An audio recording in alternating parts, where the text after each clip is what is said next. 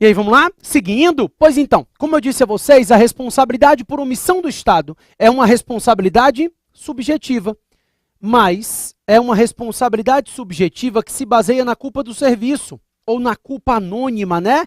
Aquela faute do serviço francesa. Não é uma responsabilidade subjetiva civilista. Para que haja responsabilidade por omissão do Estado, eu não preciso comprovar que o agente público agiu com dolo ou culpa. Basta eu comprovar que o dano decorreu da má prestação do serviço no caso concreto. Então, se eu consigo comprovar que o dano decorreu da má prestação do serviço, da não prestação eficiente do serviço no caso concreto, eu já responsabilizo o Estado. É uma responsabilidade por omissão que depende dessa demonstração de que o dano decorreu de uma não execução correta da prestação do serviço, tá? Então, imagina que você é assaltado no meio da rua. O Estado responde: não. Ele não é garantidor universal e ele presta o serviço de segurança pública dentro dos limites do possível. Agora, e se você for assaltado na frente de uma delegacia? Os policiais assistem e não fazem nada, né? Ou uma moça em Recife que foi assaltada dentro da delegacia. Passou no jornal na época. Ela viu que ia ser assaltada, entrou na delegacia, jogou a bolsa para trás do balcão. O vagabundo, marginal, meliante, miserável, entrou na delegacia, atravessou o balcão, pegou a bolsa da mulher, deu um supapo nela e foi embora. O Estado responde: claro, né? O serviço não foi ineficiente, ele foi ineficientíssimo. Como é que você é assaltado dentro de uma delegacia? Então, nesses casos, se você consegue comprovar que o dano decorreu dessa má execução da atividade, que se o Estado não fosse omisso, o dano não ocorreria, você responsabiliza ele. Eu estava vendo televisão com minha mulher no outro dia, aí começou a aparecer um negócio que dizia que houve uma enchente em São Paulo, e não sei quantos dias depois ainda estava tudo alagado. Um menino saiu para brincar na rua, morreu de leptospirose. E aí o Estado responde: depende. Eu não tenho elemento suficiente.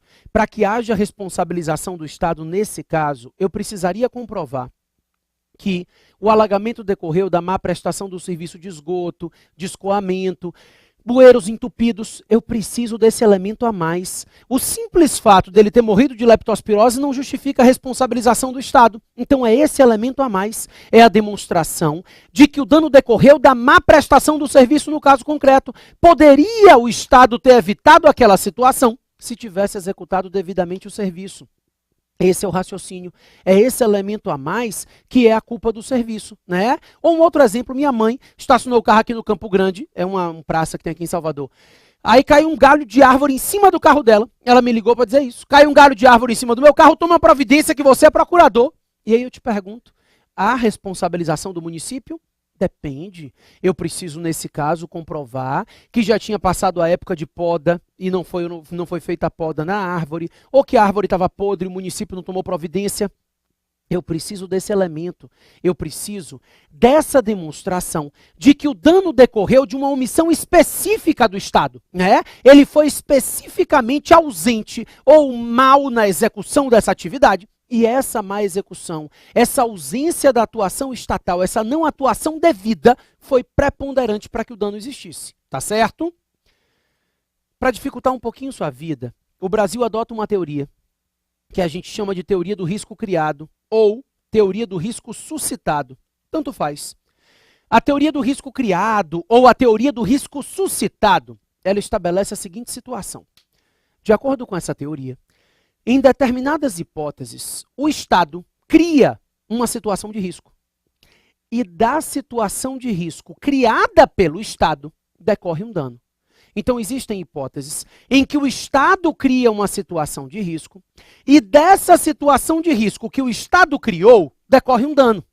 Nesses casos, se o dano decorre de uma situação de risco criada pelo Estado, a responsabilidade do Estado é objetiva. Não me interessa se houve ou não conduta do agente. Se o dano decorreu de uma situação de risco que o próprio Estado criou, a responsabilidade do Estado, nesses casos, é objetiva. Exemplo, vamos lá. Um preso mata o outro na prisão. Se um preso mata o outro na prisão, houve conduta de agente? Não. Quem matou foi um preso. Quem morreu foi outro. Mas a situação presídio é uma situação de risco criada pelo Estado. No momento que o Estado cria essa situação de risco presídio, ele se responsabiliza objetivamente por todos os danos que decorram dessa situação de risco que ele criou. Então, ele criou a situação de risco, ele vai ter responsabilidade objetiva por todos os danos que decorram dessa situação de risco. Esse é o raciocínio, tá? Então, a gente tem responsabilidade objetiva do Estado em virtude do risco criado, em virtude do risco suscitado, tá certo? A doutrina brasileira vem dizendo o seguinte: essa teoria do risco criado, essa teoria do risco suscitado, ela está presente todas as vezes que o Estado tiver alguém ou alguma coisa sob sua custódia. Então, sempre que o Estado tiver alguém ou alguma coisa sob sua guarda, sob sua custódia, ele responde objetivamente pelos danos que decorram dessa situação de custódia. Então, se ele tem alguém ou alguma coisa sob a custódia dele, ele tem responsabilidade objetiva por todos os danos que decorram dessa situação de custódia, tá? Então, imagine, por exemplo, eu dei o exemplo do preso matando o outro na prisão, mas imagine dois meninos numa escola pública, meninos ótimos. No recreio da escola pública, um pega a lapiseira, enfia no olho do outro e arranca. O Estado responde objetivamente.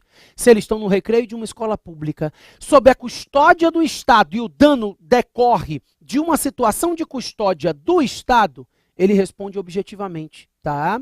Ou então seu carro é apreendido licitamente, está lá no pátio do Detran. Alguém vai lá e bate no carro. O Estado responde objetivamente. E o Estado responde objetivamente porque o dano decorreu de uma situação de custódia. Então, como a gente tem uma situação de custódia, a gente tem a responsabilidade objetiva do Estado todas as vezes que o dano decorrer dessa situação de custódia. Bacana? Perfeito. Com isso entendido, eu quero que você imagine duas situações para você conseguir raciocinar comigo. Primeiro caso, vamos lá, ó, sem caneta, sem nada. Imagina o seguinte, primeiro caso, um preso foi correr no horário lá de folga, né, no pátio do presídio, cai um raio na cabeça dele, ele morreu. A família do preso pediu indenização, né, e aí o Estado alegou caso fortuito e força maior. Podia cair um raio na cabeça dele em qualquer canto, tem um jeito a dar. Segundo caso. Uma moça foi visitar um rapaz, um menino ótimo, né? Namorado dela. Ela foi visitar um namorado, menino ótimo. Ela foi visitar ele no presídio. Aí houve uma rebelião no presídio. Ela foi pega como refém.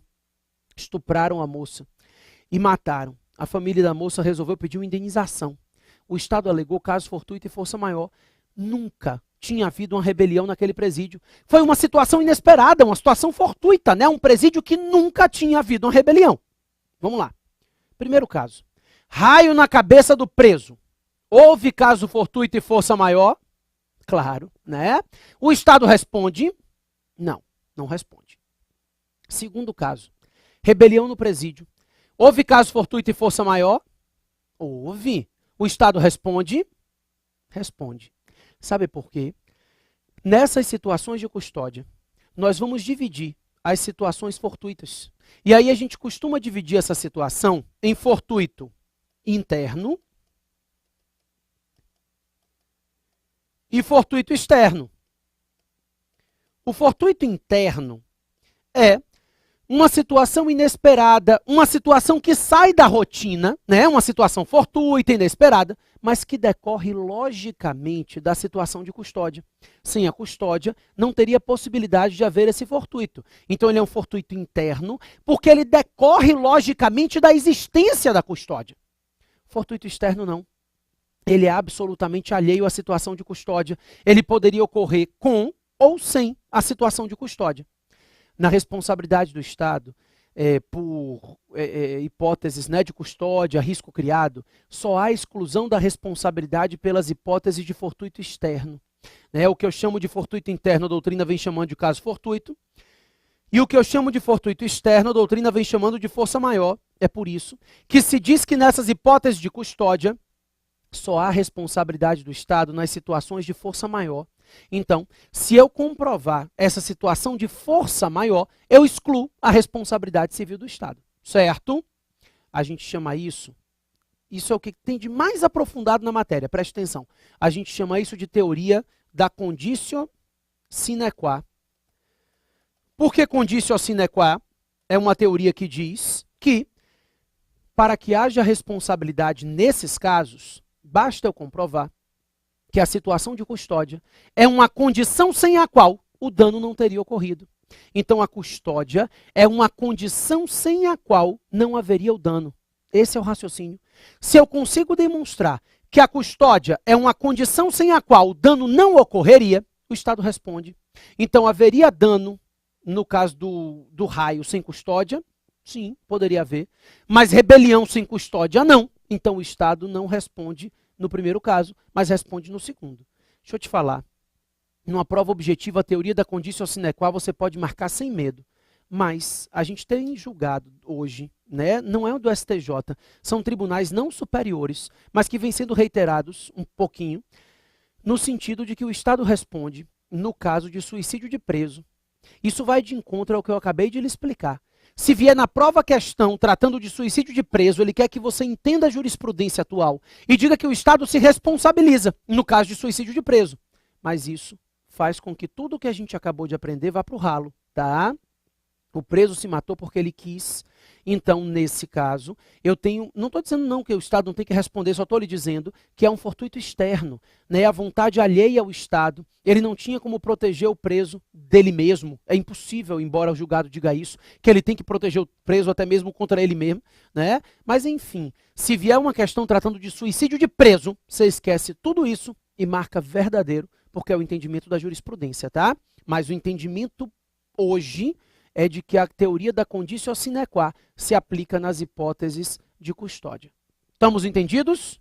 Ótimo. Com isso entendido, eu quero que você saiba que o que a gente aprendeu até agora foi: a vítima cobra do Estado e o Estado cobra do agente.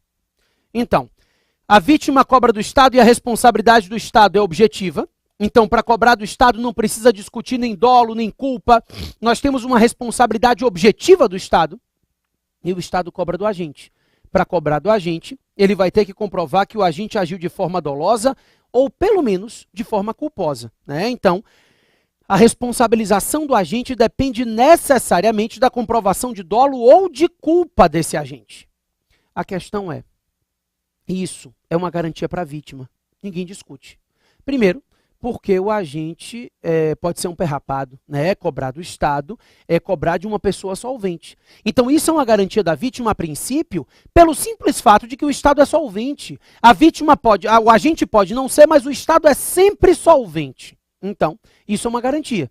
E, além disso, ele não vai precisar discutir elementos subjetivos, o que facilita muito a ação dele em face do Estado, né? A questão é, se a vítima quiser, ela pode abrir mão dessa garantia e cobrar diretamente do agente, sim ou não? O entendimento hoje é de que não. A gente tem um julgado em sentido contrário, o STJ, em dezembro de 2013, proferiu um julgado em sentido contrário, mas foi uma decisão isolada, porque o Supremo Tribunal Federal traz uma ideia de uma teoria que a gente chama de teoria da dupla garantia. O STF criou essa teoria e ele diz o seguinte: o 37, parágrafo 6º, deve ser enxergado como uma dupla garantia. É garantia da vítima cobrar do Estado, mas é garantia do agente, que ele só vai ser cobrado pelo Estado, por meio de ação de regresso. Então, a vítima tem a garantia de cobrar do Estado, mas o agente tem a garantia de que só quem pode cobrar dele é o Estado, e mais ninguém. Ninguém mais cobra do agente se não for o Estado. Então, a vítima cobra do Estado e o agente só pode ser cobrado pelo Estado. Isso é a dupla garantia, tá? Que decorre do princípio da impessoalidade. Na primeira aula do módulo 1, eu lhe disse que se você raciocinar direito administrativo com base nos princípios, você entende a matéria. Pois então, o princípio da impessoalidade diz que quando o agente público pratica um ato, essa conduta não pode ser imputada à pessoa do agente. E se a conduta não pode ser imputada à pessoa do agente, eu não posso permitir que a vítima cobre do agente. Porque se a vítima pudesse cobrar da pessoa do agente, seria como se o agente estivesse atuando. E, na verdade, quando o agente pratica o ato que enseja o dano, não é a pessoa do agente que está atuando, mas sim o Estado atuando por meio desse agente, tá? Então, sim, a vítima deve cobrar do Estado e o Estado do agente. Não é possível que a vítima cobre diretamente do agente, tá? O Código de Processo Civil, inclusive o mais novo, estabelece que, nesses casos em que for possível uma ação de regresso, é possível a denunciação à lide. Então, o Código Civil anterior tratava da obrigatoriedade da denunciação à lide. O Código Civil novo, já seguindo a doutrina, né, que vinha pacificada, estabeleceu que a denunciação à lide não é obrigatória, mas é uma possibilidade. Ela gera uma economia processual. A denunciação à lide é uma forma de intervenção de terceiro que gera economia processual. Ao invés de se cobrar do Estado e o Estado depois regredir em face do agente, ele faz o quê? Agente, meu querido, venha cá. Me ajude a me defender nesse processo, porque se eu perder, eu já cobro de você aqui mesmo. Então, a denunciação à lide é isso. É uma forma de intervenção no terceiro, de terceiros que economiza processo. Ao invés de eu ter uma ação originária e uma ação de regresso, se denuncia a lide e já se cobra do sujeito ali mesmo. A matéria é muito controversa, tá? Não deve ser cobrado em prova objetiva. A doutrina, ela vem permitindo a denunciação à lide, a doutrina de processo civil, mas a doutrina de direito administrativo, inclusive que alguns julgados do STF entendem que a denunciação à lide não é possível. Não é possível a denunciação à lide, quando se tratar de responsabilidade civil do Estado, pelo fato de que essa denunciação à lide geraria uma ampliação subjetiva do mérito. Ou seja, eu iria ampliar o mérito da ação para incluir nesse mérito elementos subjetivos, dolo e culpa. Porque no momento que eu denunciasse a lide ao agente, juntamente com o agente, viria a participar da ação a discussão acerca do dolo ou da culpa desse agente.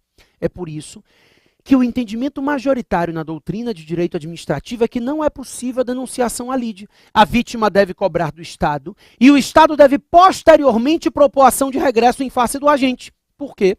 Denunciar a lide ao agente seria trazer a discussão de dolo e culpa para a lide e tornar a lide mais complexa, quebrando a garantia da vítima de responsabilização objetiva.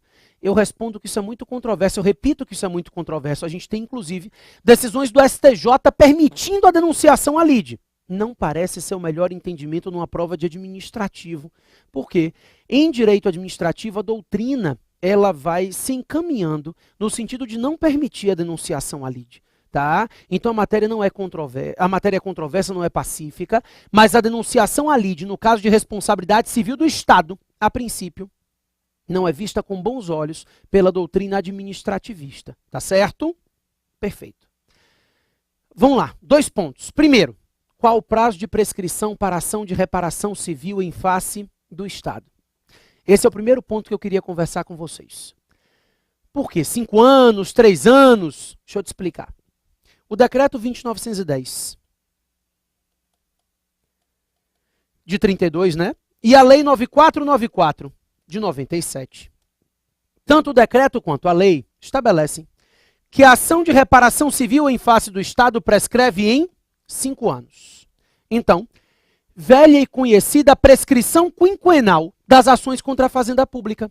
Então, as ações contra a Fazenda Pública têm prazo prescricional de 5 anos. O artigo 1º-C da Lei 9494 fala especificamente não só de ações contra a Fazenda Pública, mas ações de reparação civil em face do Estado e das prestadoras de serviço público. O problema é que quando essa legislação foi publicada, né, tanto o decreto quanto a Lei 9494, nós estávamos sob a égide do Código Civil anterior, o Código Civil de 16. Nesse Código Civil de 16, as ações de reparação civil prescreviam em 10 anos. Então, a criação da prescrição quinquenal, ela foi feita para criar um benefício ao Estado. Enquanto o particular se sujeita a uma ação contra ele por 10 anos, o Estado se sujeita a uma ação contra ele somente por 5 anos. Esse foi o benefício criado. A ideia era de benefício mesmo, né? Enquanto qualquer pessoa pode se submeter a uma ação de reparação civil contra ela durante 10 anos, ela fica sujeita a essa ação. O Estado não. O Estado, ele fica sujeito a uma ação de reparação civil contra ele somente durante 5 anos. Então isso foi criado como um benefício ao Estado. Um privilégio dado à administração pública. O problema é que com a edição do Código Civil de 2002, o privilégio se tornou automaticamente um prejuízo, porque o artigo 206 do Código Civil se eu não me engano, o parágrafo 3º, inciso 5º, estabelece que as ações de reparação civil prescrevem em 3 anos. Então, com a alteração do Código Civil e a regulamentação de que a ação de reparação civil prescreve em 3 anos, aquilo que era um prejuízo, um benefício para o Estado, virou automaticamente um prejuízo, né? Por quê? Porque agora um particular se sujeita a uma ação de reparação civil contra ele por 3 anos e o Estado se sujeita a uma ação de reparação civil contra ele por 5 anos. Virou um prejuízo. A doutrina administrativa, né, ela começou a dizer, então, que o Código Civil seria uma lei posterior e também seria uma lei mais benéfica ao Estado. Consequentemente, por ser uma lei posterior e mais benéfica, se aplicaria a ação de reparação civil em face do Estado. A gente chegou a ter julgado do STJ nesse sentido. A segunda turma do STJ chegou a julgar no sentido de que a ação de reparação civil em face do Estado prescreveria em 3 anos, com base no Código Civil.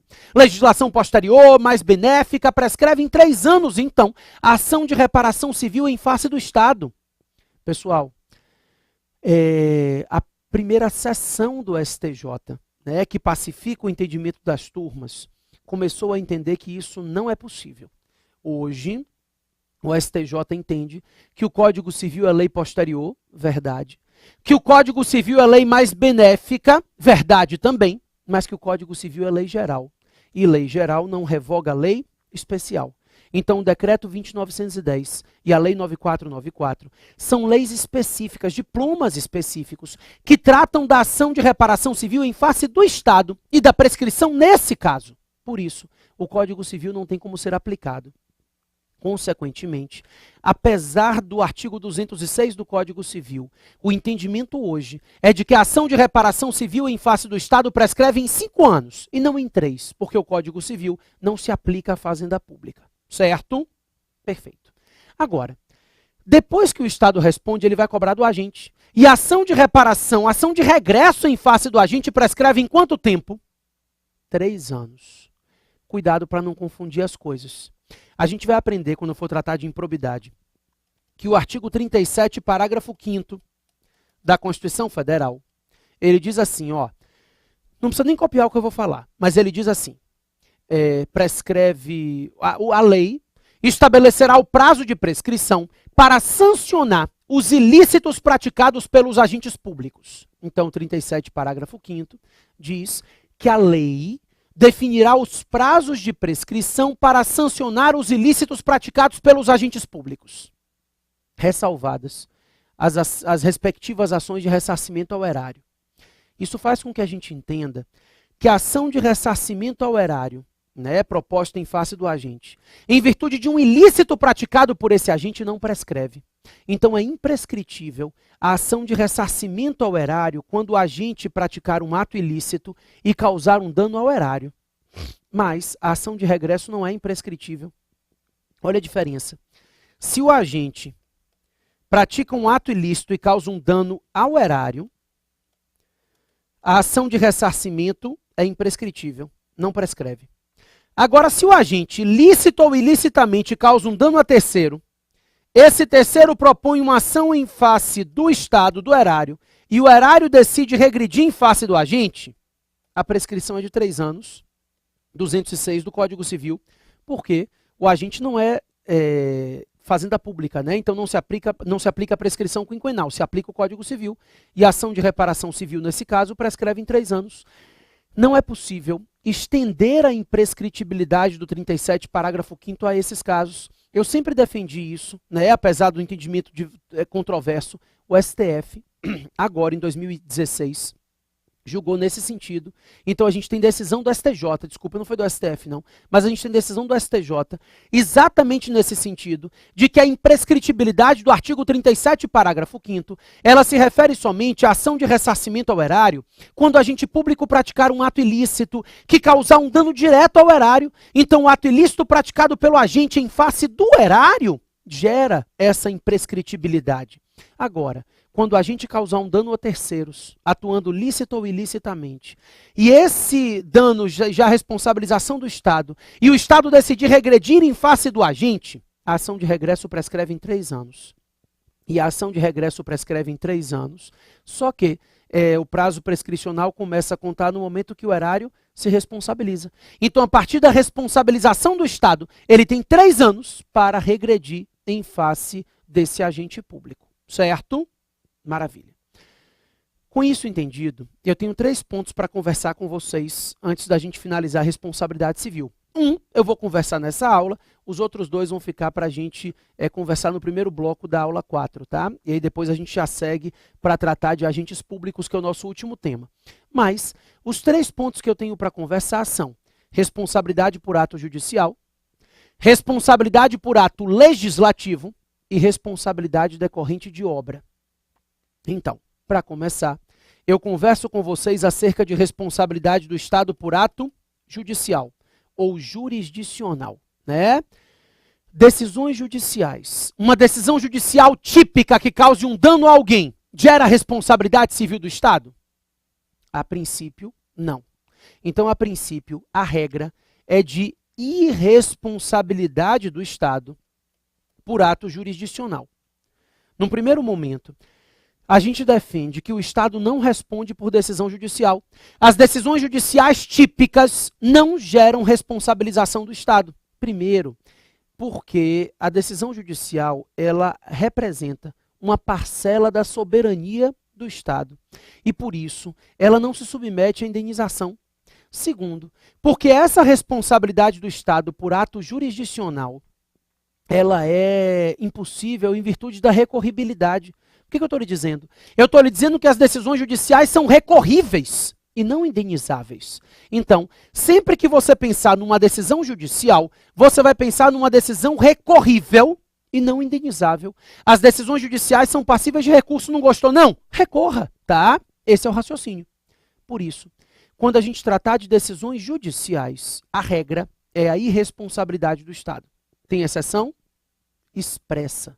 O artigo 5º, inciso 75 da Constituição Federal, estabelece que o Estado indenizará aquele que ficar preso por erro judiciário e também aquele que ficar preso além do tempo fixado em sentença. A prisão além do tempo fixado em sentença decorre de ato administrativo, não tem discussão. Mas a prisão por erro judicial, ela gera responsabilidade objetiva do Estado por ato jurisdicional. Então, a decisão judicial equivocada, que enseja prisão, gera responsabilidade objetiva do Estado. O Estado, ele responde objetivamente, porque a prisão decorreu de uma decisão judicial errada. Então, a gente tem um erro judicial, e esse erro judicial gera prisão. E, consequentemente, gera a responsabilidade objetiva do Estado. Então, o Estado responde objetivamente sempre que uma decisão judicial equivocada ensejar o dano. A prisão por erro jurisdicional gera a responsabilidade objetiva do Estado pelos danos decorrentes dessa prisão. O raciocínio é sempre o mesmo. O Estado, ele assume o risco de privar a liberdade das pessoas. Então, se ele assume o risco de privar a liberdade das pessoas, se o dano decorre desse risco que ele assumiu, a responsabilidade é objetiva, tá? Inclusive, eu quero que você saiba, aliás, você sabe, né? As aulas de penal e processo penal são suficientes para você saber disso, eu quero só fazer uma ressalva, que mesmo que ele seja absolvido no final, isso não significa que a prisão cautelar tenha sido equivocada, né? Então é possível que eu sofra uma prisão preventiva, uma prisão temporária ou em flagrante, mesmo assim ele seja absolvido no final do processo. Não tem problema nenhum, tá? A absolvição final não gera a ilicitude da prisão cautelar. O que está acontecendo aqui no meu caso é uma decisão final equivocada que ensejou prisão. Eu preciso mostrar o erro judicial para que haja responsabilização do Estado, certo? Só para fechar, nesses casos, a ação de regresso em face do agente, que é o juiz, né, depende da comprovação de dolo, de má-fé. Então, a responsabilidade do Estado é objetiva, mas se o Estado quiser regredir em face do agente, do magistrado, ele vai ter que demonstrar que esse magistrado atuou de forma dolosa, intencionalmente, com má-fé, para ensejar essa situação de prisão. Tá certo? Perfeito. Com isso entendido, a gente ainda tem que trabalhar 2 pontos, responsabilidade decorrente de obra e por ato legislativo, na próxima aula, e depois a gente já segue para a matéria de agentes públicos, que é o tema que a gente deve gastar aí umas 5 aulas pelo menos. Tá bom? Até a próxima.